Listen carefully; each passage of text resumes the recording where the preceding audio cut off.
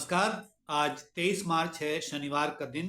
आज के पटना से छपे अखबारों में, हिंदी के प्रमुख अखबारों में अलग अलग खबरों को प्रमुखता दी गई है। इसमें दो खबर जो है वो प्रमुखता से छपी है। एक तो ये है कि अब बिहार में जो विधायकों की खरीद फरोख्त का आरोप है उसकी जांच ईडी को दे दी गई है। और दूसरी खबर जो प्रमुखता से ली गई है वो है कि केजरीवाल की रिमांड की अवधि जो है वो 6 दिन की होगी और 28 मार्च तक वो ईडी की रिमांड में रहेंगे। हिंदुस्तान की जो पहली खबर है वो केजरीवाल मामले से जुड़ी हुई है और इसकी हेडिंग है, केजरीवाल 6 दिन की ईडी रिमांड पर। आपको पता होगा कि सुप्रीम कोर्ट में अर्जी दाखिल की गई थी इसके खिलाफ, केजरीवाल की गिरफ्तारी के खिलाफ, लेकिन बाद में उनके वकीलों ने वहां से अपनी अर्जी वापस ले ली और स्थानीय अदालत का रुख किया। वहाँ काफ़ी बहस चली। वहाँ ईडी ने कहा कि ये केजरीवाल जो मुख्यमंत्री हैं वो मुख्य साजिशकर्ता यानी किंग पिन वही हैं। और उसके जवाब में अरविंद केजरीवाल के वकीलों ने अपनी दलीलें दी, लेकिन दलील सुनने के बाद ईडी कोर्ट ने जो है, स्थानीय कोर्ट ने यह फैसला दिया कि 6 दिनों की रिमांड उनकी दी जा सकती है। इस मामले में आम आदमी पार्टी के कार्यकर्ताओं ने देश भर में प्रदर्शन किया। इसकी सभी अखबारों में कवरेज की गई है। जागरण की पहली खबर है विधायकों की खरीद फरोख्त से जुड़ी हुई और इसकी हेडिंग है, ईडी को विधायकों की खरीद फरोख्त की जांच। हिंदुस्तान की दूसरी लीड भी यही है। इसमें बताया गया है कि इस मामले की जांच prevention of money laundering act के तहत होगी अब। और इसमें ये तो जांच होगी कि कौन कितने पैसे देने की बात कर रहा था, लेकिन इसकी भी जांच की जाएगी कि वो उन पैसों का स्रोत क्या था।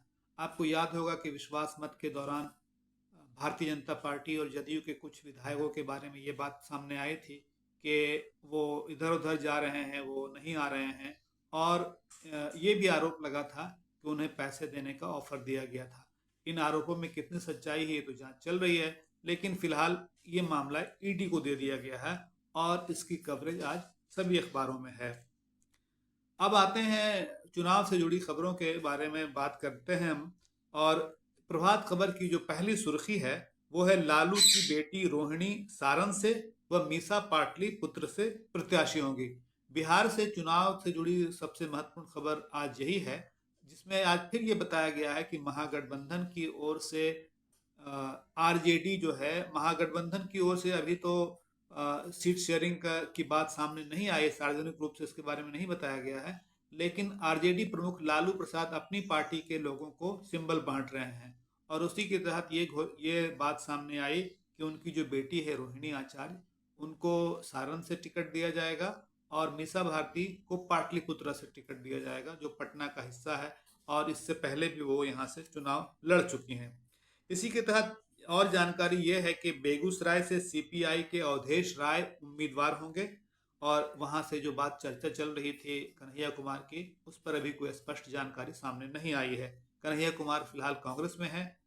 और इसके अलावा खगड़िया से सीपीएम के संजय कुमार उम्मीदवार होंगे। ये दो खबरें अहम हैं इस सिलसिले में।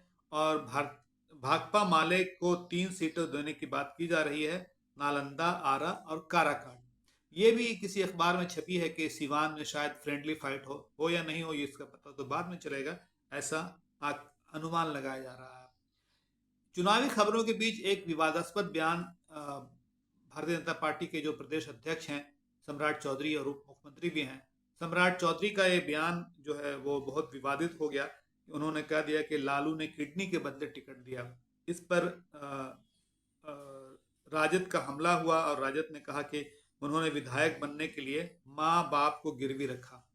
अब जाहिर है ये अफसोस की बात होगी कि सम्राट चौधरी ने एक ऐसे मामले में, किडनी देना बहुत ही संवेदनशील मामला है किसी भी बेटी या बेटा के लिए, और उसको चुनावी मुद्दा उन्होंने बनाया, इस पर विवाद हुआ है। एक खबर इससे जुड़ी हुई जो महत्वपूर्ण है और जो चर्चित है वो ये है, जो जैसे की बात पहले चल रही थी, अशोक महतो जो कई कांडों में वांछित थे और पकड़े गए, जेल गए, उन्होंने अभी खरमास में शादी कर ली इसलिए कि टिकट मिले। और अब ये खबर आई है कि उनकी पत्नी को मुंगेर से सिंबल दे दिया गया है। अब एक और खबर जो महत्वपूर्ण है, जो सभी जगह छपी है, उसके बारे में बात करते हैं। वो है मॉस्को में आतंकी हमला हुआ। सभी अखबारों ने इसे प्रमुखता से छापा है। एक बड़े कंसर्ट हॉल में फौज की वर्दी में आए 3 लोगों ने अंधाधुंध फायरिंग कर दी और इसमें 40 लोग की मौत हो गई और करीब करीब 100 लोग इसमें घायल हुए हैं। इसकी खबर सभी अखबारों में प्रमुखता से ली गई है। अब आपको ये भी पता है कि अमेरिका रूस का यूक्रेन से युद्ध चल रहा है, तो इसमें शक जा रहा था कि शायद यूक्रेन ने यह हमला कराया हो, लेकिन अमेरिका का बयान आया है कि यूक्रेन का इसमें हाथ नहीं है। आइए देखते हैं कि खेल के पन्ने पर क्या खबर प्रमुखता से छपी है। और जाहिर है आपको भी शायद इसका अंदाज़ा हो कि आईपीएल का जो पहला मैच था, उद्घाटन का मैच था कल सीएसके और आरसीबी के बीच, तो उसमें सीएसके ने जीत हासिल कर ली और सीएसके के मुस्तफिजुर रहमान ने 29 रन देकर 4 विकेट लिए। आरसीबी ने 173 रन बनाए थे 6 विकेट खोकर।